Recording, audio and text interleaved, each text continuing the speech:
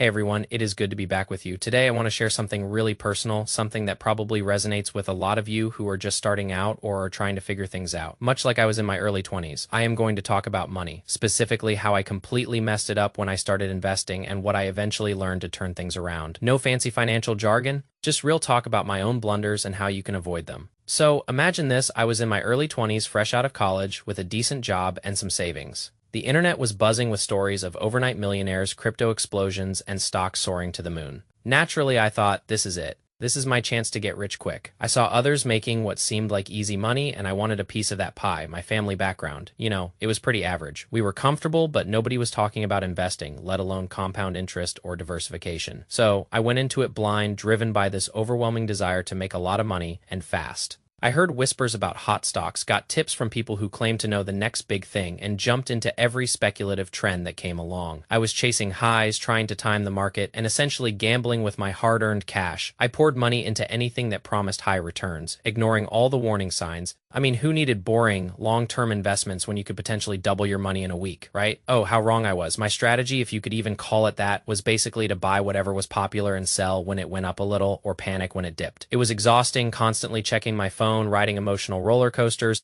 and trying to predict the unpredictable. And let me tell you, the market has a way of humbling you, especially when you are arrogant enough to think you can outsmart it. I learned that the hard way, many times over. One of my biggest mistakes was falling for schemes that were too good to be true.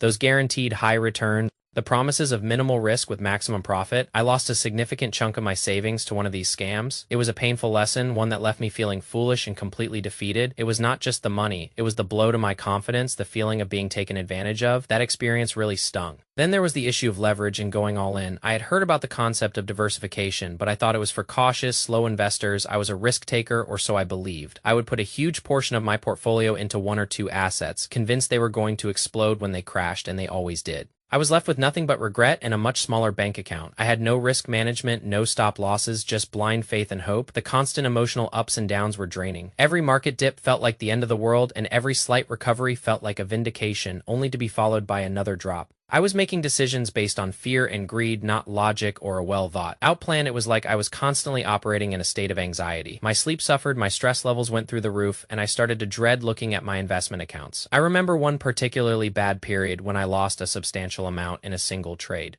It was money I had saved up diligently, money I had plans for. Seeing it evaporate because of a hasty, ill-informed decision was a wake-up call. It was a crushing blow, and for a while I completely gave up on investing. I felt like I was just not cut out for it, that I was destined to struggle with money. But eventually, after licking my wounds for a bit, I realized something important. My approach was entirely wrong. I was trying to sprint a marathon, and I was paying the price. That is when I decided to shift gears. I started devouring books, articles, and reputable financial advice. I stopped listening to anonymous internet gurus and started seeking out information from credible sources. I realized that true wealth building was not about quick wins, but about consistent, disciplined effort over time. I completely changed my mindset. I let go of the get-rich-quick fantasy and embraced the idea of slow, steady growth. I started prioritizing saving, creating a budget, and understanding where my money was actually going. It was not glamorous, but it was effective. I focused on building an emergency fund, paying off high-interest debt, and then and only then did I return to investing, but with a completely different philosophy. Now, my investing approach is all about low-cost index funds and ETFs.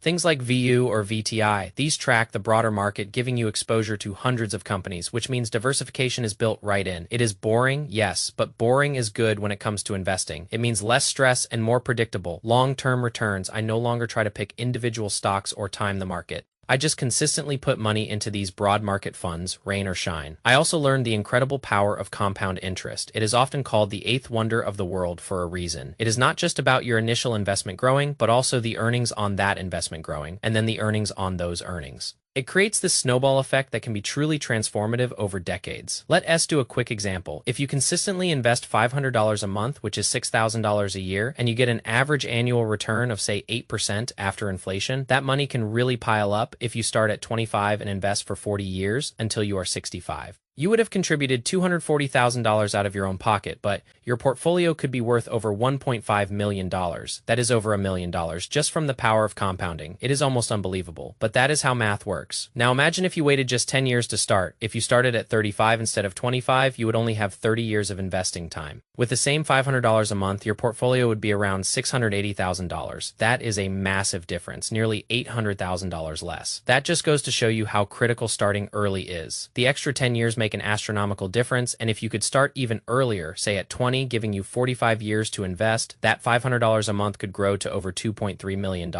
That is an additional $800,000 compared to starting at 25 just for those extra 5 years. It truly highlights the magic of time in the market. So, how do you actually start first? If your company offers a 401k match, please, for the love of all that is financially sensible, take advantage of it. It is literally free money. If your company matches 50% of your contributions up to 6% of your salary, and you make $50,000, that is an extra $1,500 added to your retirement account without you doing anything more. Do not leave that on the table. Invest that money into a low-cost index fund within your 401k. Next, consider opening a Roth IRA. I use M1 Finance for mine, and it is pretty straightforward. A Roth IRA is fantastic because your withdrawals in retirement are completely tax-free. As you get older and hopefully earn more, you will likely move into higher tax brackets. Paying taxes on your contributions now, when you are likely in a lower tax bracket, makes a lot of sense. You can contribute up to $7,000 a year right now, and that money grows tax-free. Just remember to actually invest the money once it is in the Roth IRA. Do not just let it sit there. Again, simple index funds like VU or VTI are excellent choices. Another thing I really appreciate now that I did not know about in my early days is fractional shares. Some brokers like M1 Finance allow you to buy fractions of shares. So if a share of an ETF costs $500, but you only have $25 to invest, you can buy 0.05 of that share. This is huge for beginners who might not have a lot of capital to start. You do not have to save up hundreds of dollars to buy a single share. Just invest what you can. And over time, those fractional shares add up. The most important step truly is just to start with whatever you can afford if $500 a month feels too much. Start with $100 or $200. The key is consistency and building the habit. I started investing during COVID around 2020 with much smaller amounts. Now, I invest a lot more because my income has grown and I have avoided lifestyle inflation. When you get a raise or a bonus, resist the urge to immediately upgrade your lifestyle to match that new income. Try to keep your expenses relatively flat and funnel that extra money into your investments. It is challenging, I know.